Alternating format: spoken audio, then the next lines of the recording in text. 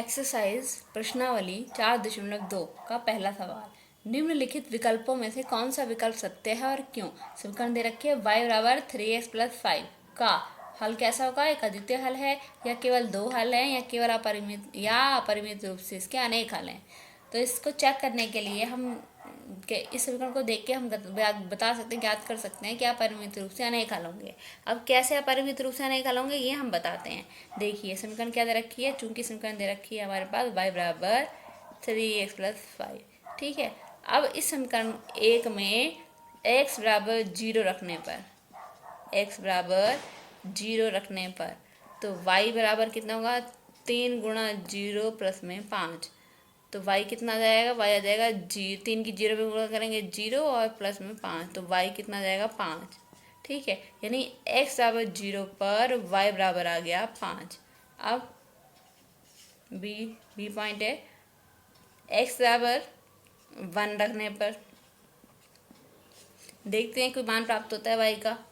x की जगह अब समीकरण क्या है, समीकरण है y, चूंकि समीकरण है y बराबर 3x+5। अब x की जगह 1 रख दिया हमने। 3 गुणा 1, गुणा का निशान है ये 3x है।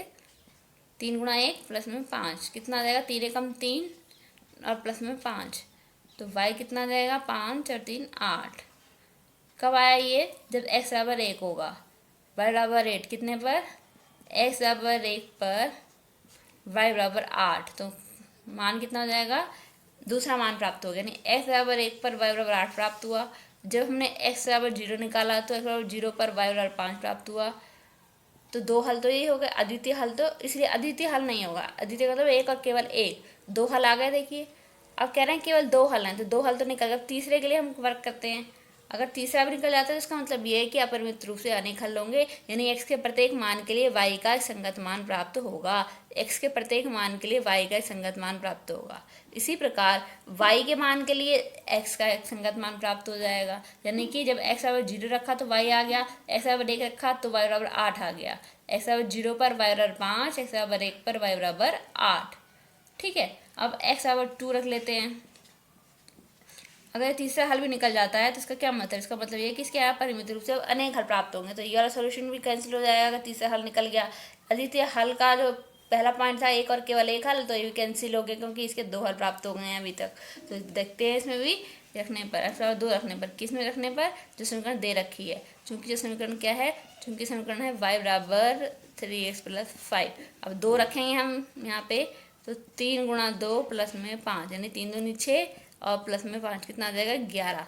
यानी x बराबर 2 पर y बराबर कितना 11। इसका मतलब ये है कि तीसरा मान भी आ गया हमारे पास। तो ना तो द्वितीय हल होगा, ना ही केवल दो हल होंगे, बल्कि अपरिमित रूप से अनेक हल प्राप्त होंगे। यानी x के प्रत्येक मान के लिए y का संगत मान प्राप्त होगा। और इसका रिवर्स भी सही है, इसका विलोम भी सही है। क्या विलोम है इसका, विलोमता क्या है कि y के किसी मान के लिए नहीं, अगर y बराबर 5 रखेंगे तो x बराबर 0 आ जाएगा, y बराबर 8 रखेंगे तो x बराबर 1 आ जाएगा। यानी जैसा x के लिए y का संगत मान है, ऐसे y के लिए x का संगत मान प्राप्त हो जाएगा, ठीक है। तो हम कह सकते हैं कि इस पहले सवाल का तीसरा विकल्प है वो बिल्कुल सही है। अपरिमित रूप से इसमें अनेक हल प्राप्त होंगे।